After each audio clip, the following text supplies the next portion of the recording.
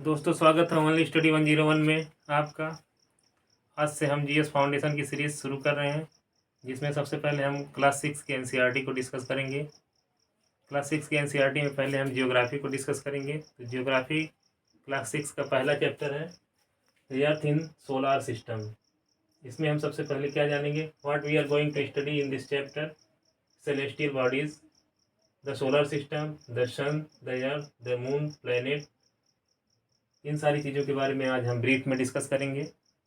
तो अर्थ हमारा एग्जिट करता है सोलर सिस्टम में। अर्थ हमारा कहाँ पे एग्जिट करता है? सोलर सिस्टम में।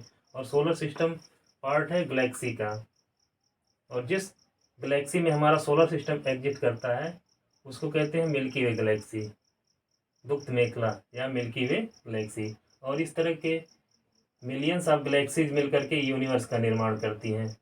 ये जो हमारा यूनिवर्स है, और इसी यूनिवर्स में लाई करता है हमारा सोलर सिस्टम। तो आज हम सोलर सिस्टम के बारे में जानेंगे। सोलर सिस्टम में पहले हम सबसे पहले जानेंगे कि सेलेस्टियल बॉडीज़ क्या होते हैं। The sun, moon and those object shining in the night sky are called celestial bodies. Means celestial body means होता है खगोलीय पिंड। खगोलीय पिंड होते क्या हैं? सूर्य, चंद्रमा, इसके अलावा आकाश में जो भी टिम टिम टिम करते रात में तारे दिखाई देते हैं, ये सारे जो है खगोलीय पिंड हैं। अब हम जानेंगे कॉन्स्टेलेशंस को। कॉन्स्टेलेशंस क्या होते हैं? कॉन्स्टेलेशंस को हिंदी में कहते हैं तारामंडल। तारामंडल होता क्या है? The group of star which form various pattern, these are called constellations. यानी तारों का वह समूह जो एक निश्चित श्रृंखला का निर्माण करता है, पैटर्न का निर्माण करता है, उसको हम कॉन्स्टेलेशंस या तारामंडल कहते हैं। इसका उदाहरण है सप्तऋषि। सप्तऋषि क्या है? एक तारामंडल है जिसमें 7 तारों का समूह होता है।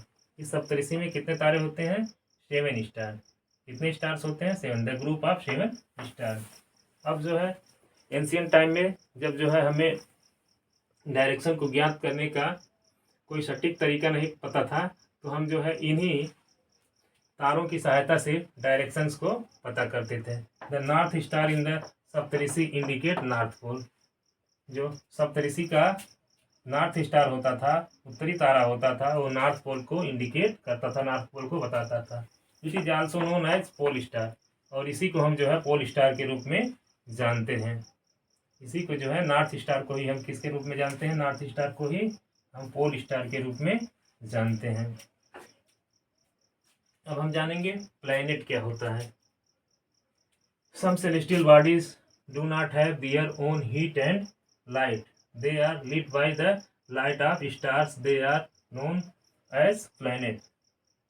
यानी ऐसे खगोलीय पिंड जिनके पास स्वयं का ऊष्मा और प्रकाश नहीं होता है, बल्कि उनको ऊष्मा और प्रकाश तारों से मिलता है। किससे मिलता है? तारों से मिलता है। They are known planet. उन्हीं को हम क्या कहते हैं? प्लैनेट कहते हैं या ग्रह कहते हैं। उसी को हम क्या कहते हैं? प्लैनेट कहते हैं या ग्रह कहते हैं। जैसे कि हमारा पृथ्वी, पृथ्वी क्या है?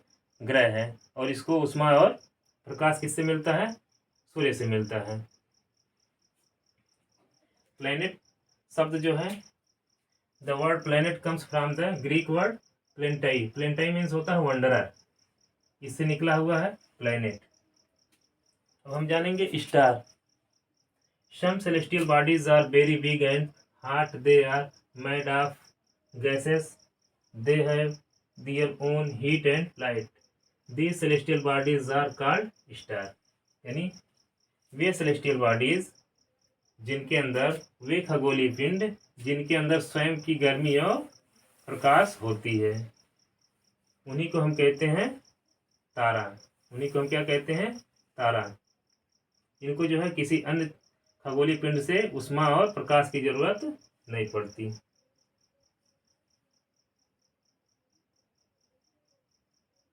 ठीक है। Now we know about the solar system. Solar system, the sun, 8 planets and some other celestial bodies known as asteroid and meteorites form the solar system।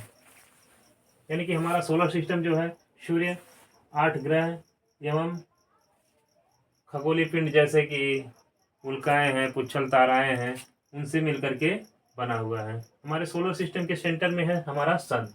हमारे सोलर सिस्टम के सेंटर में हमारा सन, और 8 प्लैनेट जो हैं इसके चारों तरफ रिवोल्यूशन और रोटेशन करते रहते हैं। 8 प्लैनेट कंटिन्यू जो है रोटेशन और रिवोल्यूशन करते रहते हैं। सूर्य के सबसे नज़दीक जो प्लैनेट है वो है मरकरी। मरकरी के बाद आता है वीनस, वीनस के बाद है अर्थ, अर्थ के बाद है मार्स, मार्स के बाद जो है एस्ट्रॉयड बेल्ट पाया जाता है। देन है जुपिटर, जुपिटर के बाद आता है सैटर्न, सैटर्न के बाद आता है यूरेनस, यूरेनस के बाद नेपच्यून। ये हमारे सोलर सिस्टम में 8 ग्रहों का क्रम है। तो सबसे नज़दीक है मरकरी और सबसे दूर है नेपच्यून। सोलर सिस्टम में जो 4 ग्रह हैं इनको आंतरिक ग्रह कहते हैं। पास के जो 4 ग्रह हैं मरकरी, वीनस, अर्थ, मार्स, इनको हम जो है इनर प्लैनेट या आंतरिक ग्रह कहते हैं। ये चट्टानों के बने होते हैं। These are made up of rocks, यानी कि ये चट्टानों के बने हुए होते हैं। इसके अलावा जो 4 दूर वाले ग्रह हैं इनको जो है आउटर प्लैनेट कहते हैं। क्या कहते हैं? आउटर प्लैनेट, इनको हम आउटर प्लैनेट कहते हैं। ठीक है, ये गैसों के बने होते हैं, गैसियस फॉर्म में होते हैं। ये जो है आउटर प्लैनेट जो होता है कैसा होता है? गैसियस फॉर्म में। अब जो है हम ग्रहों के क्रम को याद करने के लिए एक ट्रिक समझते हैं। My very efficient mother just serve us nuts, my very efficient mother just serve us nut. My का यम जो है एम से हो जाएगा मरकरी, वी से वीनस, ई से अर्थ, एम से मार्स, जे से जुपिटर, एस से सैटर्न, देन यू से Uranus, then N for Neptune. तो इस तरह से हम इस ट्रिक की सहायता से जो है ग्रहों के नाम को याद रख सकते हैं, उनके क्रम को भी याद रख सकते हैं। ठीक है, अब हम जानेंगे कि जो है हमारे सोलर सिस्टम में जो सूर्य है इसके बारे में। तो sun, the sun is the centre of the earth. सूर्य जो है सोलर सिस्टम के सेंटर में है, पृथ्वी के सेंटर में है। It is huge and made of extremely hot gases. यह जो है विशाल है और हॉट गैसेस यानी गर्म गैसों से बना हुआ है। It is the ultimate source of heat and light. यह जो है उष्मा और प्रकाश का एकमात्र स्रोत है पृथ्वी पर। It provide the pulling force that bind the solar system. यह जो है सोलर सिस्टम को पुलिंग फोर्स प्रोवाइड करता है, जिससे जो है सारे ग्रह जो है इससे बंधे रहते हैं और एक निश्चित क्रम में सूर्य का चक्कर लगाते रहते हैं। तो सोलर सिस्टम में जो है सूर्य जो हमारा सन है इसकी ग्रेविटेशनल फोर्स के कारण जो है सारे जो है ग्रह इसका चक्कर लगाते रहते हैं और एक निश्चित कक्षा को फॉलो करते हैं। अब हम जानेंगे कि इनकी कक्षा क्या होता है, उसको क्या कहते हैं। सोलर सिस्टम में जो ग्रह हैं इनकी कक्षा को हम ऑर्बिट कहते हैं। क्या कहते हैं? Orbit. Orbit means planets move in their fix path, they are known as orbit. यानी प्लैनेट यानी ग्रह जिस निश्चित कक्षा में सूर्य के चारों तरफ चक्कर लगाते हैं उसी को हम उनका ऑर्बिट कहते हैं, उनकी कक्षा कहते हैं। अब देखिए, different planets take different time period to complete its. यानी कि जो अलग अलग ग्रह जो हैं अलग अलग समय लगाते हैं इसका चक्कर पूरा करने में, सूर्य का चक्कर लगाने में। जैसे पृथ्वी को कुछ और समय लगता है, जुपिटर को कुछ और समय लगता है, सैटर्न को कुछ और समय लगता है और मरकरी को कुछ और समय लगता है। अब हम सोलर सिस्टम के कुछ इंटरेस्टिंग फैक्ट के बारे में जानेंगे। Interesting fact about solar system. तो जानेंगे, Mercury is the nearest planet to the sun. Mercury जो है सूर्य के सबसे नजदीक है। Venus is consider as earth twin. Venus को हम अर्थ ट्विन के नाम से जानते हैं, पृथ्वी की जुड़वा बहन के नाम से जानते हैं। क्यों जानते हैं?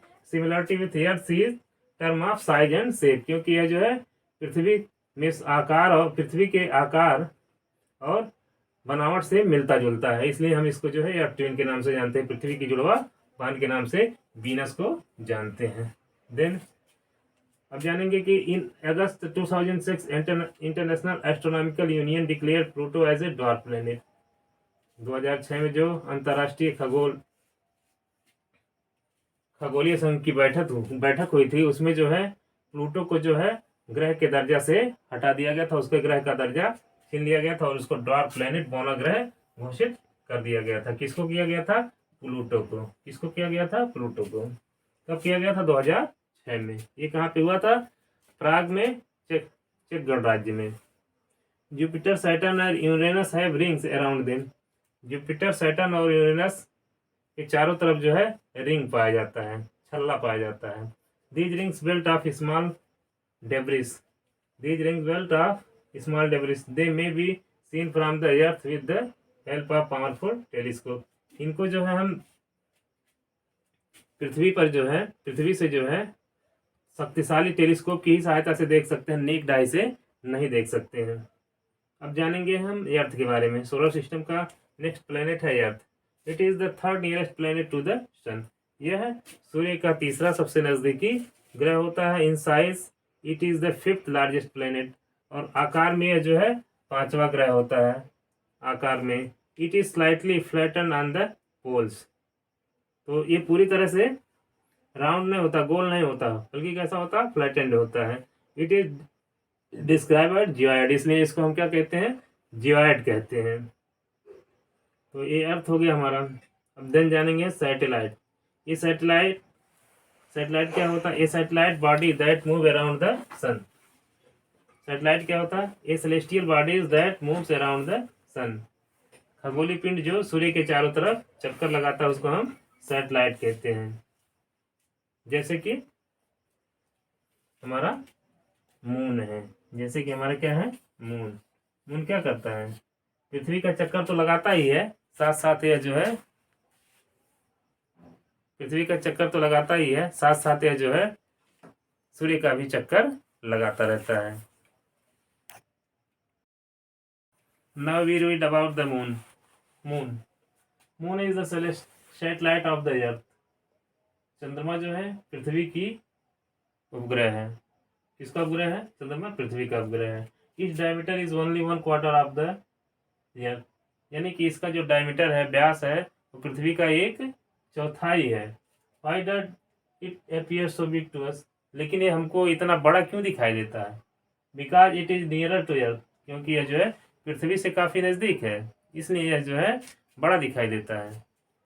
It is about 3,84,400 km away from the earth. पृथ्वी से इसकी दूरी जो है 3,84,400 किलोमीटर है। Spinning time of moon is same as the earth. Means जो है, जो स्पाइनिंग टाइम है मून की, वो पृथ्वी के ही सेम है, समान है। Why does not we live on the moon? हम जो है चंद्रमा पे क्यों नहीं रह सकते हैं?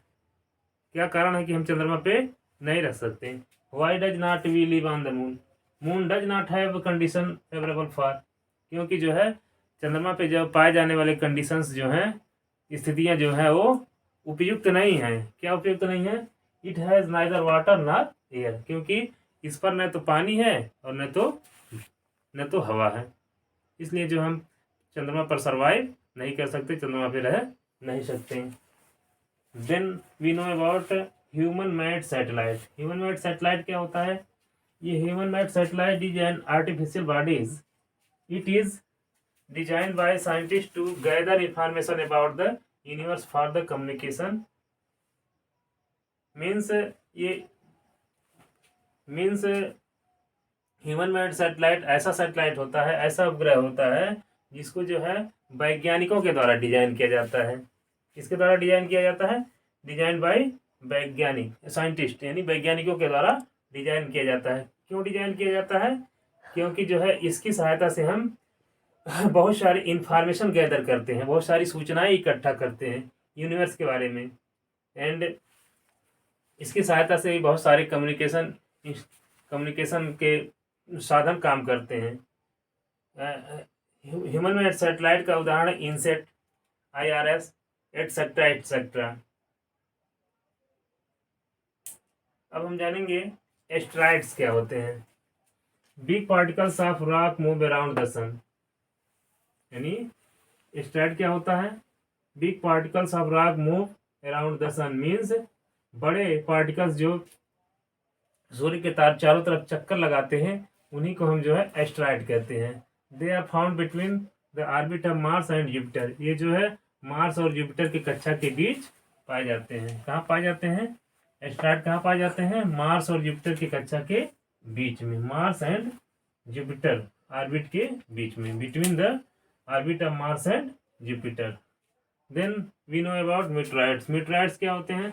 The small pieces of rocks which moves around the sun, यानी ये चट्टानों के छोटे टुकड़े होते हैं जो सूर्य के चारों तरफ चक्कर लगाते हैं। क्या करते हैं? मूव करते हैं। कहाँ पे? अराउंड द सन, यानी सूर्य के चारों तरफ क्या करते हैं? मूव करते हैं।